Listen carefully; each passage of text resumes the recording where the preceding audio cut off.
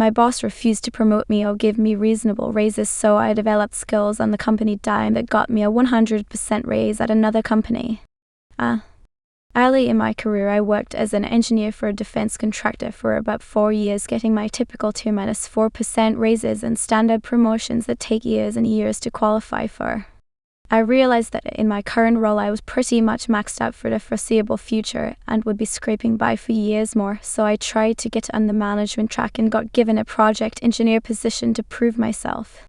I managed a team of 4 engineers, a designer, and 2 admins, and we designed and manufactured a system that made $1.06 in sales in our first year of work. We got the company a patent and were nominated by the USAF and became finalists as GD Contractor Technical Team of the Year. I don't recall the exact wording, and were flown to DC for a big award ceremony. I spent 100 days away from my family that year, traveling to test locations, customers, vendors, etc. It was brutal, but we were wildly successful. When annual performance reviews came in, mine was 10/10. I was thrilled. Then I found out one of my team members who had a different manager was promoted early to a senior position and that I did not, and I just got the standard 3% raise again. I was livid. I had a meeting with my boss, and his response was that he didn't think my team member deserved a promotion or a big raise, but he wasn't their boss, so basically I should try real hard again and we'll see next year. Fuck that.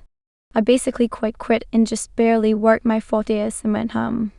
I never traveled unless I really wanted to. I never stayed late. I took almost every Friday off to burn through my leave. I took all my sick days, etc. My mental health was much better.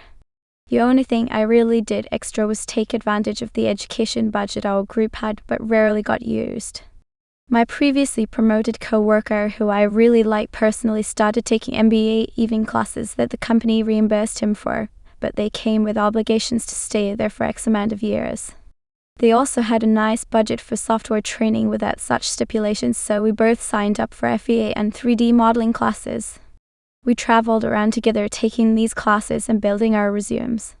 About a month after the classes were finished, I secretly started applying for jobs that required those specific skills and quickly got hired for a position with a base annual income that was 200% my existing rate, plus it paid overtime. I put in my notice and my boss was really upset. We just paid for you to travel all over to learn these new skills that we need. Don't you have any loyalty or guilt? How much are they paying you? Let's see if we can match it. That's more than I make. It was, and with OT I made about 3x the following year for a competitor. Life changed in good times. Mom ignored me asking her not to announce my birthday at restaurants by user being 710. My brother and I are both the kind of people that don't like to be the center of attention. For our birthdays, we would go out for dinner and our mom would tell the servers that it was our birthday, so they would come out and do whatever the restaurant's birthday song is. We hated this and we would constantly ask her not to do it. She would smile and laugh and say, okay then do it anyway, and make some excuse about how she just wanted to celebrate our birthdays. My brother and I got sick of this, so we started telling the servers it was our mom's birthday on random meals. The servers would come out singing happy birthday, and Mom would look around to see whose birthday it was, only to have them come to her. My brother and I kept this up for months. The final straw for her was when we were out for my dad's dinner and the servers came to her singing happy birthday. My dad thought it was funny and my mom finally agreed to stop. It is to add that this happened when I was a teen in the 90s. It's been over 20 years since anyone in my family has done this to anyone. Roommate burned my food, so I matched his energy by user Hal June. Years ago I decided to go back to school for a career pivot. I had to keep expenses low, so I moved into a sort of shared student apartment in the basement of an old apartment building. We each had our own locked rooms along the hallway, but had a shared kitchen/bathrooms. No one really socialized beyond reminders to e-transfer for the shared internet. One night I got home from classes and work around 10 p.m. and decided to make myself a frozen pizza.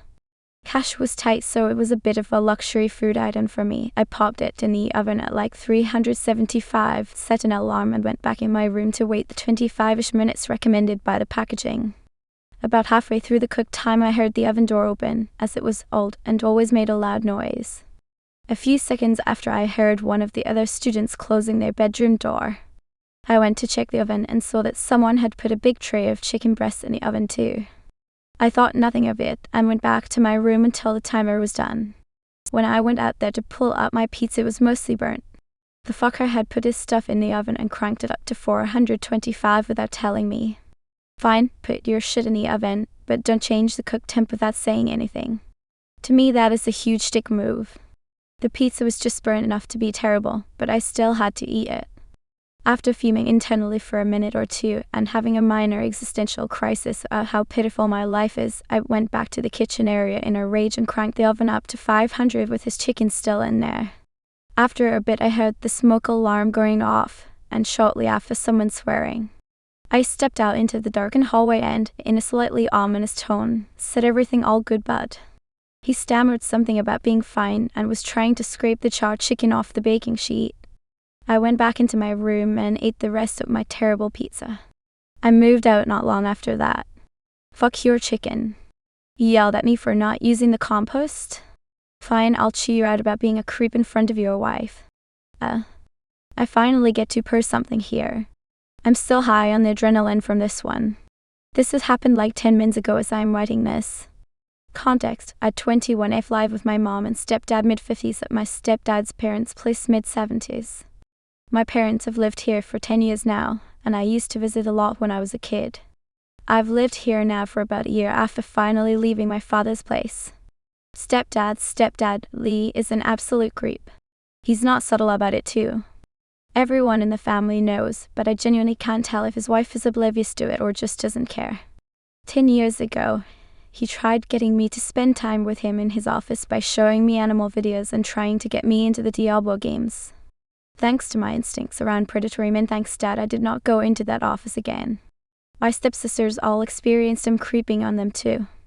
They've made it clear he's not invited to their gatherings. He got scammed thick from one of those fake email girlfriends. Who paid it off? His wife. He leaves his phone upright on the kitchen counter and gets Discord notifications from the furry hypnosis Discord server he's on.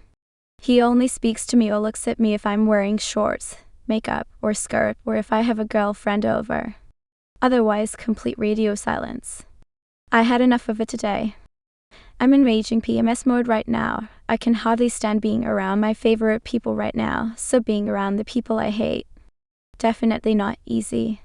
I usually try to let this rage out at the gym, so I got in some shots and on my way out I see this motherfucker staring at me. I was so close to saying something, but I figured I should just let it go, get the adrenaline out, then come home and eat and sleep. Done.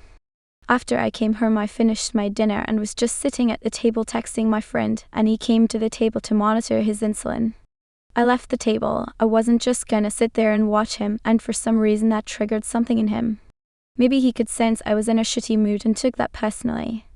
I throw away my scraps in the garbage, and he comes up to me, gets in my face and yells, saying something along the lines of, you know, food, like edible food, it goes in the compost. He aggressively opens the cabinet under the sink in the compost bin like a raging child in there, and stomps away. As he's going away I say, has that always been the case? Bro. I'd been here on and off for 10 years, and instead of them saying I need to put food in the compost a single time, he waits for a moment to yell at me about it. He's hard of hearing, so he didn't hear me. Him staring at me earlier than yelling at me was enough. I went over to the living room where he sat down by his wife, and the conversation went like this, some error. I can't remember the exact wording.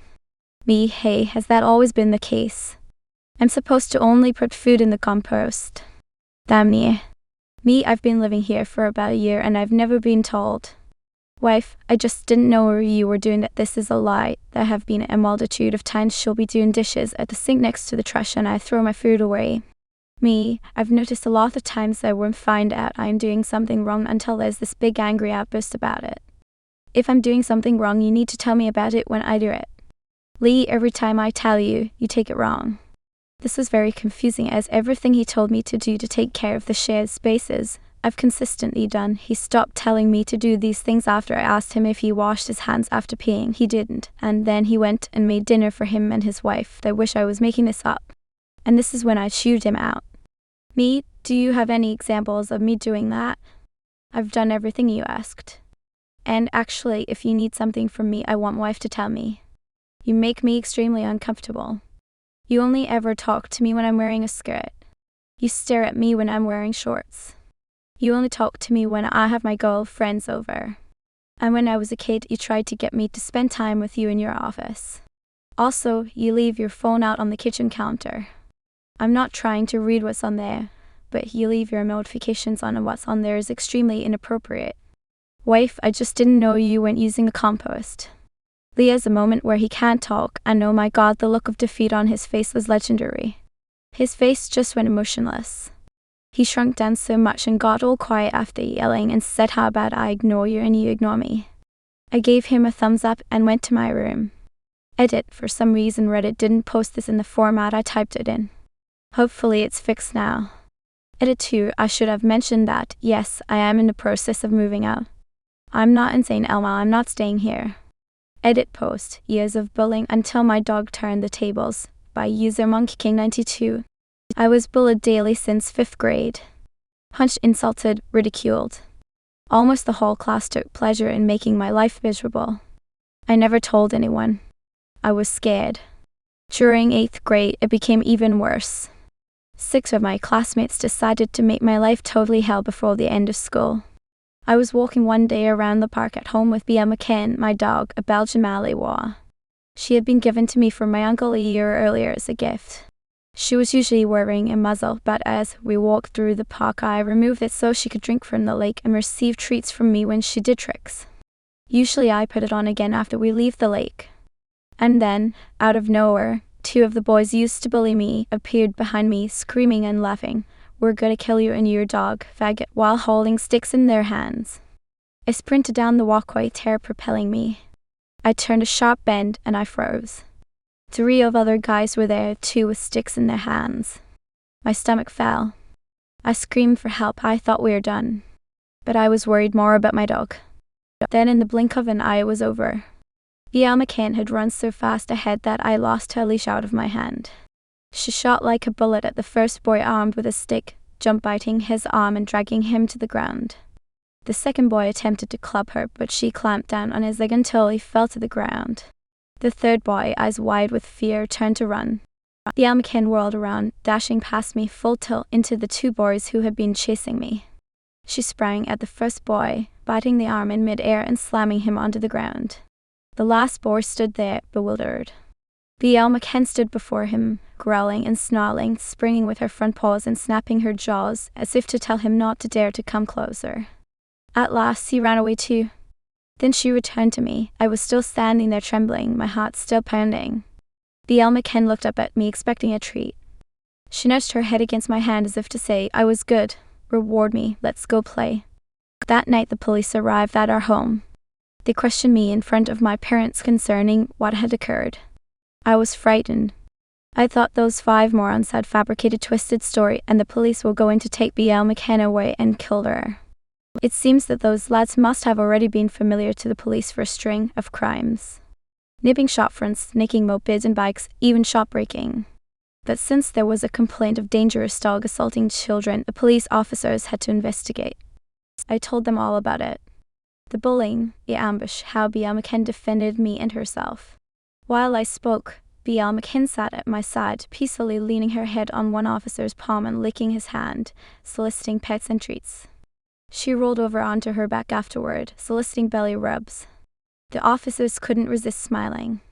My dad informed them that his brother was professionally training dogs and that his dogs bit only when they were defending their family.